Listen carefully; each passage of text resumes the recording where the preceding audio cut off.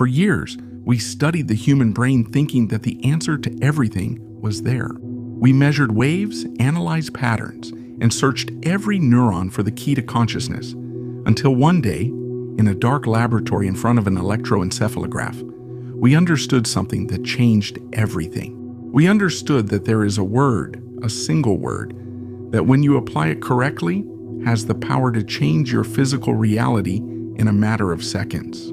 It's not magic, it's not cheap positive thinking, it's pure neuroscience combined with quantum physics. And what I'm going to reveal to you today could explain why some people can heal diseases with their minds, why certain shamans might be able to alter the perception of reality, and why are you, at this very moment, creating your experience of the world without even knowing it. At the end of this story, we're going to say this word together the right way, because 90% of the people who know it use it wrong, and that's why they don't get any results. But first, I need to tell you something that almost cost us our sanity. What I'm going to reveal today is the legacy of a man who challenged the boundaries of what is possible, Jacobo Grinberg. That scientist who disappeared without a trace just when he was about to prove that matter is only a reflection of the mind. You have decided to follow in his footsteps by clicking on this video. That's why, before we get into what almost cost us our sanity, subscribe to the channel. Here, we don't just analyze the mystery. I give you the scientific tools so you stop being a spectator of your life and become its creator. Hit the bell, because this journey toward total consciousness is just beginning. Let me show you what you'll learn if you stay with me until the end. First, you're going to understand the exact mechanism by which your consciousness modifies matter, not as an abstract theory, but as a measurable process that you can understand yourself. Second, you're going to learn the specific word that activates this mechanism, and more importantly, how to pronounce it so that it works. Third, I'm going to share with you experiments that he conducted with ordinary people who use this principle to change situations that seemed impossible. And fourth, at the end, we'll do an exercise together that, if you do it honestly, can start to change your reality right now. I'm not asking you for blind faith. I'm offering you understanding, and understanding, believe me, is much more powerful than faith. In 1977, in a laboratory at the National Autonomous University of Mexico, Jacobo Grinberg placed electrodes on the head of a woman named Pachita. She was a well-known shaman in Mexico City, famous for performing healings that traditional medicine considered impossible. Skeptics claimed it was all a trick, while believers said it was a miracle. But he didn't want to prove or deny anything. He wanted to understand what was really happening in Pachita's brain when she entered those altered states of consciousness. What he found that night would shape his entire path. When Pachita entered what she called her spiritual work, the recorded brain waves showed something exceptional, a complete coherence between both hemispheres, a synchronization so precise that statistically it was almost impossible. But the disturbing part was what came next. The people who were near her, without touching her, without directly interacting, began to reflect similar patterns in their own recordings, as if an invisible field resonated between the consciousnesses present in the room. What almost no one ever knew was what happened after the experiment. He spent 3 nights without sleep reviewing and comparing the data, trying to find a mistake in what he had observed. He consulted with colleagues. Some said the equipment must have been malfunctioning. Others preferred not to get involved. One even suggested he destroy the records so as not to jeopardize his career. But he couldn't ignore it. He had seen it with his own eyes. And so he made a decision that would change his research forever, to study more shamans and healers, more people capable of achieving the impossible with their minds. And in every case, without exception, he found the same pattern: unusually high levels of brain coherence, perfect synchronization between hemispheres, and that mysterious influence that seemed to extend to those around them, as if consciousness were a shared field and not an isolated entity. And the further he advanced in these studies, the more evident it became that this could not be explained solely by classical neurophysiology. He began to notice that brain coherence was not an isolated phenomenon. It seemed to arise only when the person entered a very particular internal state, one in which individual identity became blurred and attention became expansive, as if the mind stopped perceiving itself as I and began to perceive a broader field that contained it. That discovery haunted him for months. He began to formulate a hypothesis that for many would have been unacceptable. That consciousness is not generated in the brain, but rather the brain acts as a receiver, a modulator of a larger network. A network that connects all human beings regardless of distance or condition. But the most unsettling thing was not the theory, but the evidence that began to appear. In several experiments, he observed that when a person reached that state of deep coherence, another person in a different room, without visual contact, without physical interaction, began to reflect the same patterns in their electroencephalogram. It was as if two radios were tuning in to the same frequency, as if intention could travel without the need for words, wires, or visible electrical signals. From that moment on, he understood that he wasn't just studying shamans. He was studying a universal mechanism that all humans are a part of. And that's when something happened that would change his path.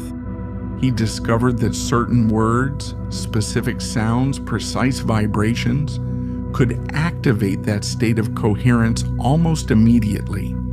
Not just any word, not a common mantra, not a positive affirmation, an exact word that seemed to work like a key, opening direct access to the field of consciousness where everything was connected. That's where the real problem started, because as soon as he mentioned this possibility among some colleagues, the reactions were violent.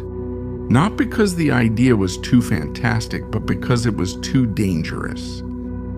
If a word could modify the state of the brain, synchronize minds, and alter the perception of matter, then the entire structure of traditional scientific thought would be shaken, and some were not willing to accept that.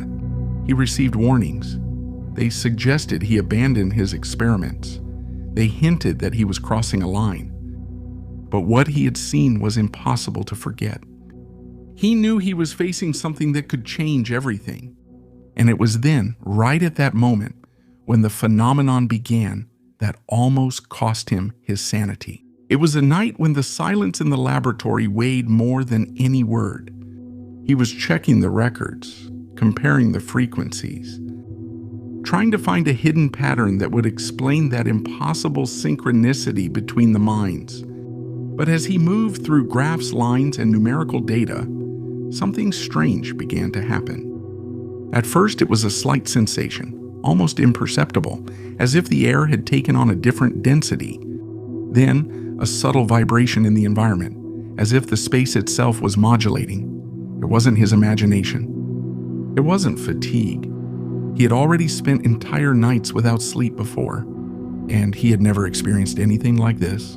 When he looked at the monitors again, he realized that the electrical activity on the electroencephalograph was changing on its own. The electrodes weren't attached to any subject. No one was connected.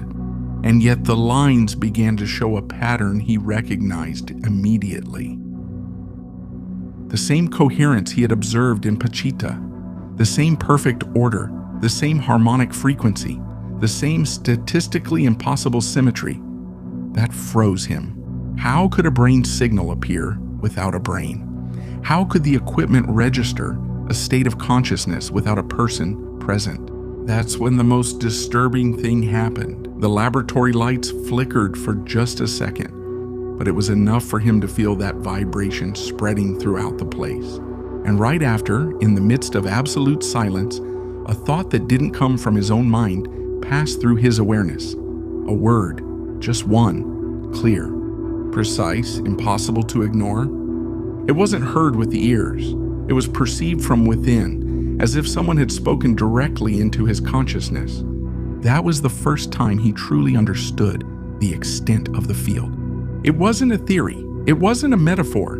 There was a living, intelligent structure connected to everything that exists, responding to his inquiry. And then he understood. The word that had appeared in his mind was the same one that triggered the state of coherence. The same one he had observed in the experiments. The same one that could modify matter. That word, the one you're going to say at the end of this video, was what almost cost him his sanity, because from that moment on, he was no longer researching the field. The field was researching him. The following nights started to become increasingly strange.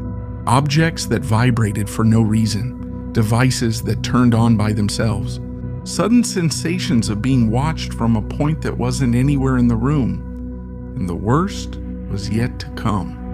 Everything escalated when he discovered that words could do more than just synchronize minds. It could manifest.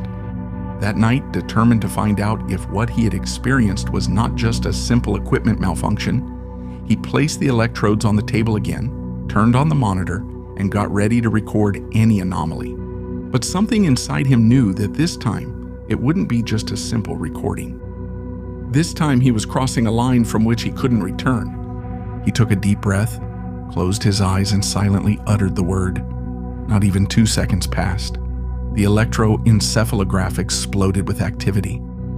The lines began to move with such perfect coherence that it looked like a geometric drawing in motion. But this time, it wasn't like before. It was no longer a cold, distant, foreign pattern. Now the frequency was completely aligned with his own heartbeat, as if the machine were reading his consciousness directly, without electrodes. And in that instant, the air in the laboratory changed again. It compressed, it became denser. It was as if the room had taken a deep breath. He felt the pressure in his chest, in his spine, in the back of his neck. He wasn't afraid. It was presence. An immense, overwhelming presence that seemed to watch from within everything at once. Then the first physical phenomenon occurred. The glass cup I had left next to the microscope began to vibrate. It wasn't an environmental tremor or an accidental movement.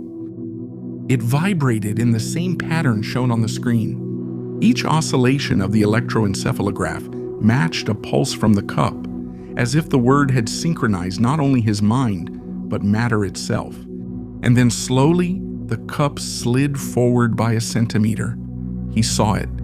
He was completely still. There was no wind. There was no movement. The surface was flat, but the object moved, as if obeying a command that no one had spoken aloud. That was when he realized the magnitude of the discovery. The word didn't just create coherence. It didn't just synchronize brains. The word altered the physical structure of objects, and what followed was even more unsettling. The next morning, when he looked for the records to file them, he discovered that the digital files didn't exist. They hadn't been deleted, they hadn't been corrupted, they simply had never been there. The device showed no trace of having recorded anything during the night. Not an hour, not a minute, not a second of activity. It was as if the machine had operated outside of conventional reality. But there was something else. The glass was still out of place. That proved that the phenomenon had occurred, that it hadn't been a dream or a hallucination caused by exhaustion. It was physical, real evidence, impossible to deny. However, that evidence also meant something else. If it was possible to do it once, it could happen again. And if it could happen again, then something, somewhere, could also notice it. And it did.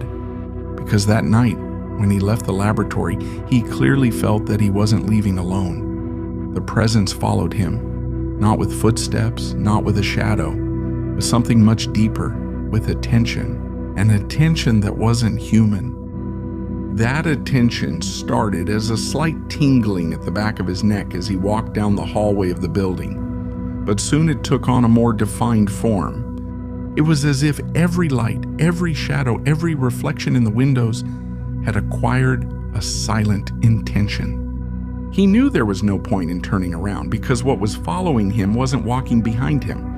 It surrounded him. When he got home that night, he left his keys on the table. And for the first time in years, he felt a fear he hadn't been able to experience, not even during his riskiest investigations. It wasn't a psychological fear. It was something more primitive, an internal alarm, as if his body had detected a frequency that his mind couldn't decipher yet. He turned on the dining room light, but the feeling didn't go away. In fact, it intensified. It was there, in the vibration of the air, in the too perfect silence, in that absolute stillness that precedes phenomena that cannot exist, be explained by any known equation. That's when he heard it. Not a sound, not a knock, not a human voice, an electric whisper, as if a current was running through the wires inside the wall, modulating into a language that wasn't made of words, but that his consciousness recognized. A pulse, a call, an exact repetition of the frequency that had triggered the word in the laboratory. That left him motionless. If the word could interact with matter, if it could synchronize minds, if it could alter the equipment, then it could also be detected. And just as he had found the field had found him. He tried to calm himself. He approached the desk where he kept his notes. He wanted to review the previous measurements, to convince himself that the coherence couldn't be replicated at home. But when he opened the notebook, he realized something that chilled him completely. The word was written on the last page, large, precise. Written with the same ink he used, but not in his handwriting. But let's stop for a moment. In this world full of noise, it's hard to find the silence you need to reprogram yourself. That's why I want to share something with you that helps me stay focused. Audible. Imagine being able to listen to the revelations of the great masters of consciousness or treatises on quantum physics while you walk or rest, allowing the information to penetrate your subconscious effortlessly. If you use the link in the description, you get a 30-day free trial. It's a beautiful way to use technology to raise your vibration instead of scattering it. Try it. It's a gift your awakening process will thank you for. Let's get back to the video. At that moment, he understood something even deeper. The wall clock stopped. It didn't break, it didn't fall, it didn't get stuck. It simply stopped moving. The hand was frozen at a moment that didn't move forward anymore. No matter how much time passed, the clock had stepped out of the ordinary flow of time. He understood what that meant. The word didn't just affect matter. It didn't just affect the mind. It didn't just affect energy. It affected time. In the days that followed, the feeling of being watched became a constant, silent companion, impossible to ignore. He tried to keep up his routine. Breakfast, writing, reviewing notes, going to the lab. But everything had a strange sheen, as if reality had lost a layer of solidity. The shadows seemed denser, the sounds sharper, and the coincidences too perfect. The first sign that something was escalating happened one morning when he checked the charts from the overnight analysis. He had set them up to record minimal activity, a routine protocol that never showed anything relevant unless there was a subject connected. But this time, the monitors were full of coherence. That meant only one thing. What followed him was no longer limited to his perception. It was interacting with the physical world without him having to say anything. Someone or something had learned to connect without his intervention. That night, when he returned home, he found an absolute silence, a silence that did not belong to the place. He knew he wasn't alone. He knew it even before turning on the light. He walked down the hallway with his heart beating in a rhythm he didn't recognize as his own. Every step he took echoed with a slight delay, as if time itself was responding to him a second behind. When he reached the living room, he saw it. Not a figure, not a shadow, a distortion. It was as if space had been bent from the inside, as if a layer of reality had shifted a few millimeters and exposed an edge, a crack, a flicker in the very fabric of the world. It had no shape, it had no eyes, it had no body, but it was watching him. He took a step back, and the flicker, the distortion, imitated him. Not like a reflection, but like a conscious echo, a slightly delayed movement, as if it was learning to copy him in real time. Then he heard the sound, and that's the story of Jacobo Grinberg, who understood that the mind can be controlled. But let's analyze this whole story a little bit. Most people think attention is simply looking at or thinking about something, but that's just the surface. Over years of study, we measured, analyzed, and confirmed that attention works as a creative mechanism, a modulator of reality. Now, if attention is so powerful, why do most people not get the results they want? Because there are three universal mistakes, three flaws that we constantly identify in our experiments. First mistake, divided attention. The mind jumps between stimuli, it becomes fragmented. And every time attention is disrupted, power is scattered. Second mistake, unconscious attention. Most people focus on things without realizing it. And unconscious attention also creates reality, but it does so in a chaotic way. Third mistake, attention is contaminated by negative emotions. When a person focuses on a goal with anxiety or fear, their brain waves lose all coherence. We've measured it hundreds of times. There's no order, there's no power. But when that same person places their attention from a state of inner peace, the results change dramatically. If you've made it this far, it means your own ability to pay attention already surpasses more than 95% of the population who give up after 2 minutes. I celebrate your persistence. Write in the comments, "I choose to wake up." It's not just a phrase, it's a clear sign of intention toward this synergetic field we're exploring. It's your first act of conscious attention today. Now we'll share a practical tool that we validated in the lab and in the field, the 3-minute technique. Choose something specific. 3 times a day, you're going to dedicate exactly 3 minutes to placing all your attention on that reality as if it already existed. You're not going to wish for it. You're going to observe with your attention as if it were already manifested. For it to work, it's necessary to reach that state of neural coherence that we've measured so many times in our records. Take a deep breath. Observe your thoughts until they quiet down. Feel in your body the sensation that it's already here. Because thoughts are in the head, but true power originates in the heart. Practice it for 30 days. If you maintain the coherence we identified in our studies, reality will start to respond to you. But we must also speak a truth that many prefer to ignore. Attention works both ways. It doesn't distinguish between what you want and what you don't want. It only responds to where you place it. If you focus on scarcity, you generate more scarcity. And here we get to the core of the mystery. If attention creates reality, what are you really? You are not your body because it changes. You are not your thoughts because they come and go. You are not your emotions because they change. The only thing that remains is the awareness that observes, the attention that witnesses. That is what you truly are. Now let's do what we promised, the coherent attention exercise, before revealing to you what the word is that can change everything. Find a quiet place, sit down, close your eyes, take 3 deep breaths, feel how your mind becomes still. Bring to your mind something you want to create. Observe it in detail. Feel what it's like to have it in your life right now.